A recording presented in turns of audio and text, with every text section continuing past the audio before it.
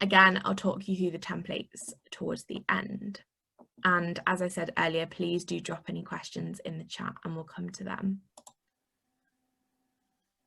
So moving on from risk assessments, accident reporting. So when there is an accident or an incident at an event, you have to report it to the Guild, and it's really, really important that you do that. The thing about accident and incident reporting is it could be anything. It could be really minor or it could be a major incident.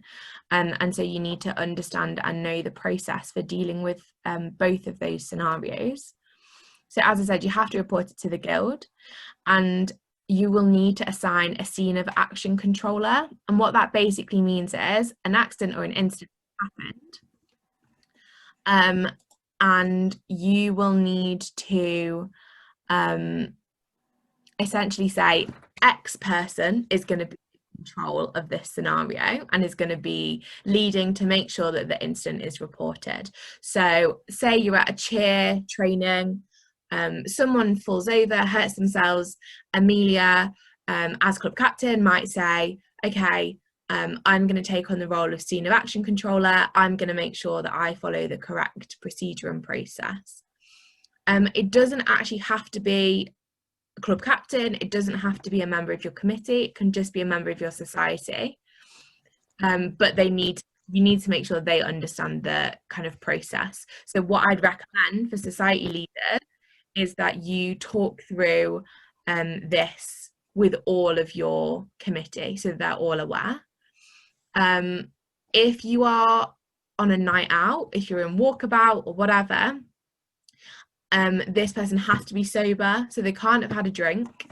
And so it is worth, before you go on maybe like a club social, you identifying someone that's going to take that role throughout the night if something does happen.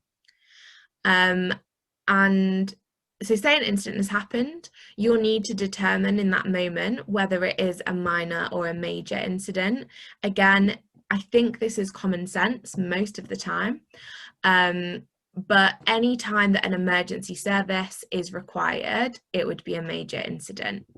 So we'll talk through both of those and the process for what you should do.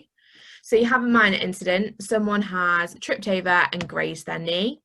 The first step is giving them first aid if they need it. So if they need a bandage or whatever, either you, one of your committee, whoever's trained, or a member of staff at the university, if you're in the building, you can ask security for a first aider, would deliver first aid as the first port of call. The second thing is you'll need to complete the accident and incident form on the website. Again, I'll show you that in a second.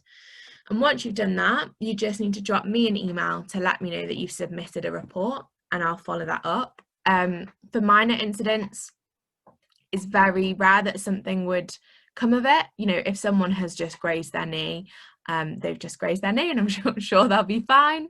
But when there's been a major incident, there are obviously some additional steps that you'll need to take.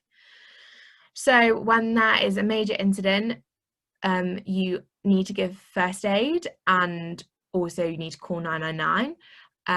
Often when you call 999, if it's a physical incident where someone is harmed, they will talk you through the first aid as well. Once that's happened and you've taken kind of the emergency element of it has gone, you need to contact either me or security, dependent on where you are, just to let us know that something has happened. And then you'll need to follow the same steps as the minor incident. You'll need to complete the accident or incident form, fill out all of the details, and let me know that you've submitted it. And after that, we will hold an investigation. And the reason we do an investigation is because we need to make sure that all of the correct kind of steps, processes, procedures had happened. So this links back to the risk assessments. If in your risk assessment you've identified that something dangerous could happen, and then it does happen and you've not taken any mitigations, we would need to investigate that.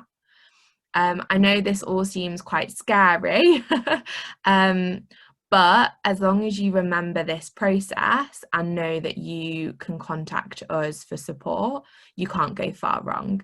And the form itself is really easy to fill out. Again, I'll show you that in a second.